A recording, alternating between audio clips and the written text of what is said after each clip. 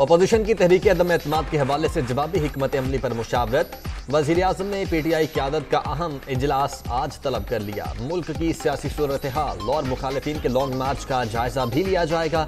عمران خان شرکاء کو دورہ روس اور صدر پیوٹن سے ملاقات پر بھی اعتماد میں لیں گے۔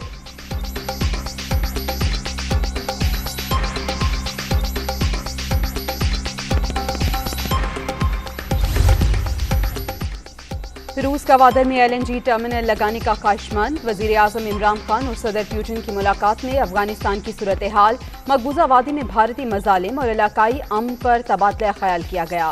پاکستان یوکرین تنازع کے سفارتکاری کے ذریعے حل کا حامی ہے۔ وزیر خارجہ شاہ محمود قریشی کی بریفنگ۔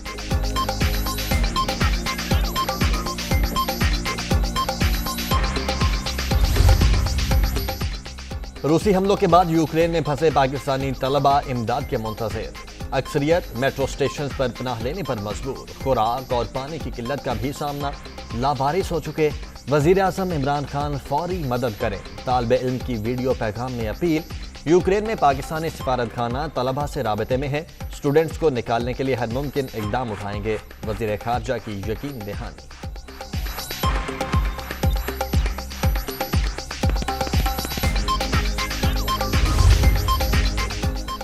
یوکرین میں پھنسے شہریوں کی مدد کے لیے پاکستانی سفارت خانہ متحرک۔ 35 طلباء ٹرنوپل پہنچ گئے۔ نمائندہ ہر وقت موجود ہے۔ ٹرانسپورٹ نہ ملنے پر تعلیمی کنسلٹنٹ سے رابطہ کیا جائے، ترجمان کا بیان۔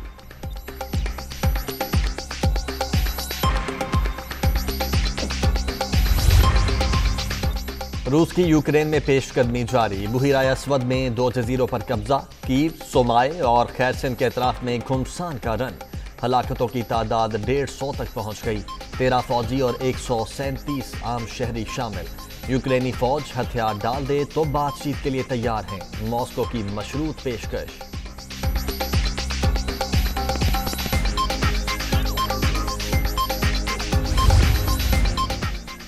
یوکرینی صدر کا پوری فوج کو روس کے خلاف حرکت میں آنے کا حکم۔ 18 سے 60 سال عمر کے مردوں کے ملک چھوڑنے پر پابندی۔ اقوام متحدہ کی انسانی حقوق کونسل کا ہنگامی اجلاس بلانے کا مطالبہ۔ امریکہ نے پناہ گزینوں کے لیے دروازے کھول دیے۔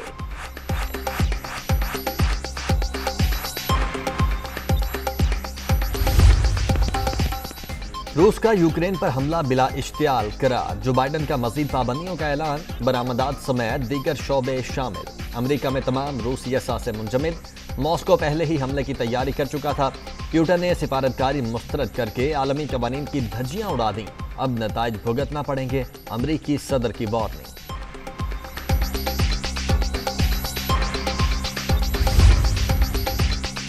تحریک عدم اعتماد آئینی حق، آپشن کے استعمال سے کوئی نہیں روک سکتا۔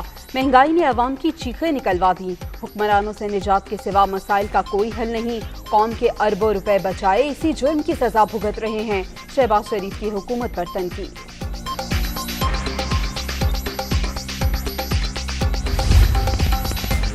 نواز شریف نے زرداری کو ارکان پارلیمنٹ کی خریداری کا اختیار دے دیا۔ سیاست میں خرید و فروخت ہوئی تو جھاڑو پھر جائے گا۔ سب سن لیں، عمران خان ترک کا پتہ کھیلیں گے، ایسا ڈرون ماریں گے کہ اپوزیشن نیست و نابود ہو جائے گی۔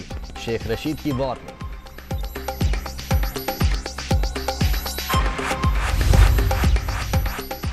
مولانا فضل الرحمان، آصف زرداری اور شہباز شریف سے ملاقات میں تمام معاملات پر بات ہوئی۔ صرف میل ملاپ میں مصروف رہے تو عوام اعتبار کرنا چھوڑ دیں گے۔ چودھری شجاعت حسین کا معاشی حالات کو سب سے زیادہ اہمیت دینے پر زور۔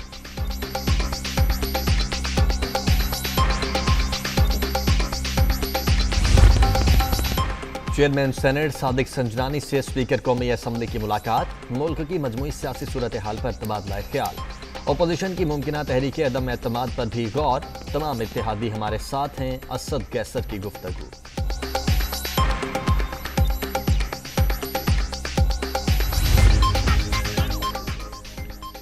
منی لانڈرنگ روکنے میں ناکامی کا الزام۔ امریکہ نے نیشنل بینک آف پاکستان کو $5.5 کروڑ جرمانہ کر دیا۔ امریکی فیڈرل ریزرو بورڈ اور فائنینشیل سروس نیو یارک نے اینٹی منی لانڈرنگ پلان بھی مانگ لیا۔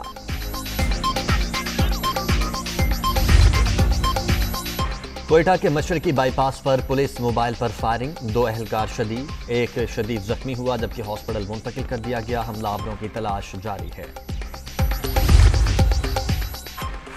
قوم پرست رہنما ڈاکٹر عبدالحی بلوچ ٹریفک حادثے میں جاں بحق۔ افسوسناک واقعہ بھاولپور کے قریب پیش آیا، میت آبائی علاقے روانہ کر دی گئی۔ سیاسی رہنماؤں کا اظہار افسوس۔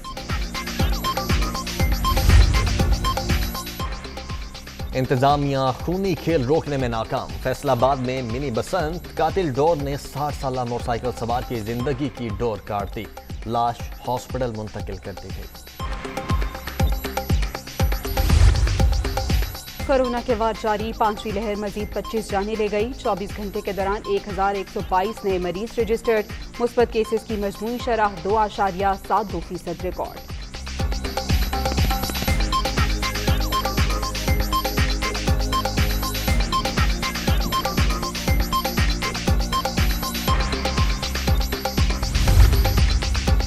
اور پی ایس ایل 7 کی دوسری فائنلسٹ ٹیم کون سی ہوگی؟ آج دوسرے ایلیمینیٹر میں فیصلہ، لاہور قلندرز اور اسلام آباد یونائیٹڈ کا 7:30 بجے آمنا سامنا۔